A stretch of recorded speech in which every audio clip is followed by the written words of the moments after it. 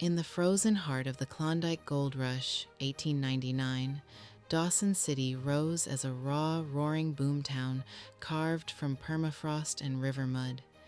Knee-deep mire swallowed boots in summer, while winter clamped streets in iron-hard ice and temperatures plunged to 50 degrees below 0 Celsius. Log cabins huddled along the Yukon River under kerosene glow, amid saloons roaring with stampeders, gamblers, and dreamers chasing the last veins of fortune in a land of fire, flood, and relentless hardship. Into this crucible stepped one extraordinary woman, Cora Madole, known far and wide as Madame Renio. A single American pioneer of unyielding courage, she arrived ready to carve her own path, opening a palmistry, card reading, and astrology practice in a modest Second Avenue cabin. Her sign proudly declared Madame Renio, palmistry, card reading, astrology, while her newspaper advertisements proclaimed her the prophetess profound, fickle fortune foretold by Madame Renio.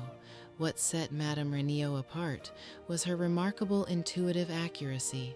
Historical records confirm she guided several gold seekers to successful claims through her palmistry readings and direct, insightful advice on mining matters.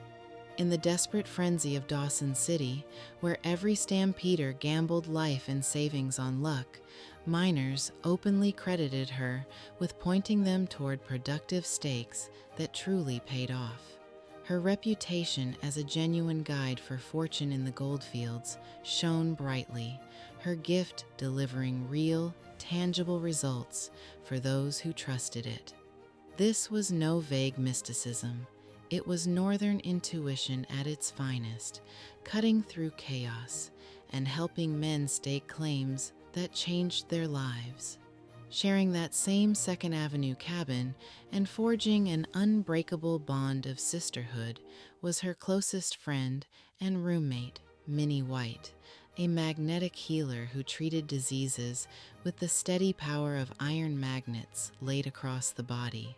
Together, these two pioneer women created a candlelit sanctuary of support and quiet defiance, two independent spirits leaning on each other through boomtown isolation, their friendship a testament to women's resilience in the harshest frontier. That sanctuary faced its greatest test in January 1901. Housekeeper Marie Batty, already convinced her employer Elihu Baker had stolen her jewelry, consulted Madame Renio. With precise and uncanny detail, Renio described the missing pieces and predicted their return within 3 weeks or never at all. Batty took the reading as powerful confirmation and reported it to Northwest Mounted Police Corporal McPhail. Rather than resolving a simple theft, the moment ignited a sweeping crackdown. On February 2, 1901, officers visited the premises of 4 practicing fortune tellers and ordered them to remove every sign and newspaper advertisement or face charges. Mrs. Watson, Mrs. Lowe, and Madame Harvey complied at once. Madame Renio refused, calmly declaring that palmistry was a science rooted in observation, not sorcery.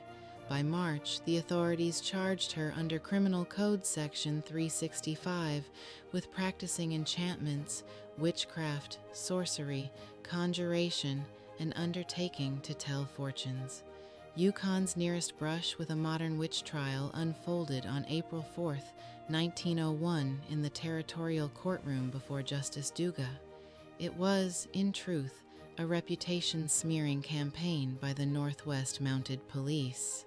The first exhibit was her own Prophetess Profound advertisement. Madame Renio denied authorizing its exact theatrical wording and stood firm on the scientific nature of her work. 5 Northwest Mounted Police officers took the stand, their testimony carefully crafted as character assassination rather than any reflection on her proven accuracy with miners who had staked successful claims thanks to her guidance. Prosecutors called Minnie White as a witness, hoping her words would betray her housemate and friend. White's composed testimony offered them nothing.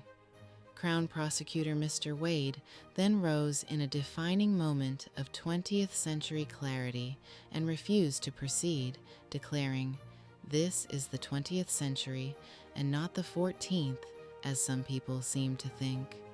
Justice Duga had no choice but to dismiss all charges.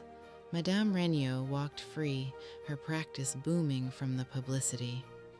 By 1903, she was listed as a palmist operating from the Westminster Hotel, her reputation stronger than ever.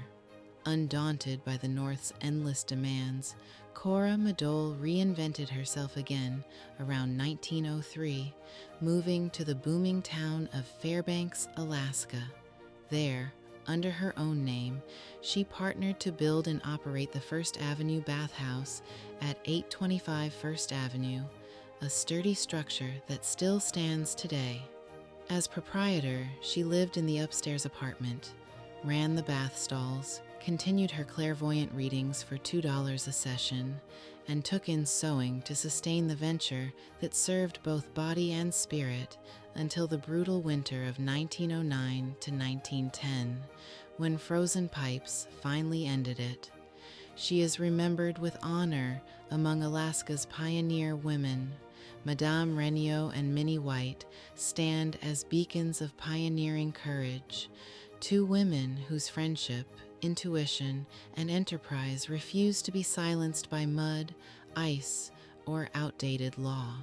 In an era that tried to dim the light of women's gifts, they lit the way with resilience, accuracy, and sisterly strength, carving space for intuition and independence across the northern frontier. Their story echoes still in every seeker who trusts the unseen, proving that true fortune belongs to those bold enough to follow it.